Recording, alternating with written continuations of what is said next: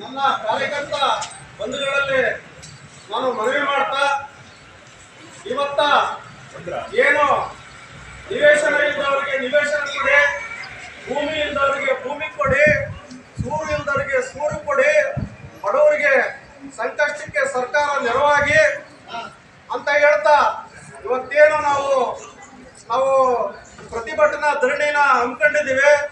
ಉದ್ದೇಶ ಇಷ್ಟೇ, ಸುಮಾರು 30 ವರ್ಷಗಳಿಂದ ಏನು ಕಸಬಾ ಹೋಬಳಿ ಮಡನೂರು ಸರ್ಕಾರಿ ಸರ್ವೆ ನಂಬರ್ 220ರಲ್ಲಿ 9 ಎಕರೆ ನಿವೇಶನಕ್ಕಾಗಿ ಸರ್ಕಾರ ಮಾನ್ಯ ಜಿಲ್ಲಾಧಿಕಾರಿಗಳು ರಾಜ್ಯಪಾಲರ ಪರವಾಗಿ ಸರ್ಕಾರ ಅಲೆಕ್ಟ್ ಮಾಡಿದ್ರು ಕೂಡ ಇದುವರೆಗೂ ನಿವೇಶನ ಹಂಚಿಕೆ ಮಾಡಿಲ್ಲ.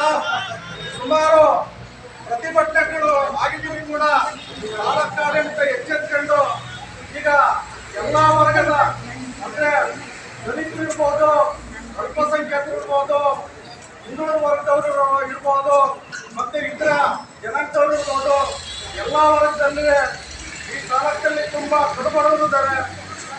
ಅವರು ಇದು ಇಡೀ ಕಿತ್ತೂರಿನಲ್ಲಿ ಬಾಡಿಗೆ ಮನೆ ಮಾಡ್ಕೊಂಡು ಜೀವನ ಮಾಡ್ತಾ ಇದ್ದಾರೆ. ಅವರಿಗೆ ಮಕ್ಕಳಿಗೆ ವಿದ್ಯಾಭ್ಯಾಸ ಮಾಡೋಕ್ಕೂ ಕೂಡ ಅನಾನುಕೂಲ ಆಗಿದೆ. ಇವತ್ತು ಅವರಿಗೆ ಭೂಮಿ ಇಲ್ಲ, ವಸತಿ ಇಲ್ಲ, ನಿವೇಶನ ಇಲ್ಲ ಅಂತ ಸಂಕಷ್ಟಕ್ಕೆ ಒಳಗಾಗಿದ್ದಾರೆ. ಆದರೂ ಕೂಡ ಇದುವರೆಗೂ ತಾಲೂಕು ದಂಡಾಧಿಕಾರಿಗಳಾಗಲಿ, ಜಿಲ್ಲಾಧಿಕಾರಿಗಳಾಗಲಿ, ಮತ್ತೆ ಏನು ನಗರಸಭೆ ಆಗಲಿ, ಮತ್ತೆ ತಾಲೂಕ್ ಪಂಚಾಯತಿ ಆಗಲಿ, ಆಯಾ ಗ್ರಾಮ ಪಂಚಾಯತಿಗಳಾಗಲಿ ಇದುವರೆಗೂ ಈ ಬಡವರಿಗೆ ನಿವೇಶನ ಹಂಚಿಕೆ ಮಾಡಿಲ್ಲ. ಅದರಿಂದ ನಾವು ಇವತ್ತ ಉಗ್ರವಾದ ಪ್ರತಿಭಟನೆ ಮುಖಾಂತರ ಏನು ಸರ್ಕಾರನ ಮತ್ತೆ ತಾಲೂಕಡೆ ಆಡಳಿತನ ಎಚ್ಚರ ಮಾಡಬೇಕು ಅಂತ ಹೇಳ್ತಾ ಇವತ್ತು ಪ್ರತಿಭಟನೆ ಹಮ್ಮಿಕೊಂಡಿದ್ದೇವೆ. ತಾವೆಲ್ಲರೂ ನೂರಾರು ಸಂಖ್ಯೆಯಲ್ಲಿ ಎಲ್ಲ ಕಾರ್ಯಕರ್ತರು ಆಗಮಿಸಿದಾರ.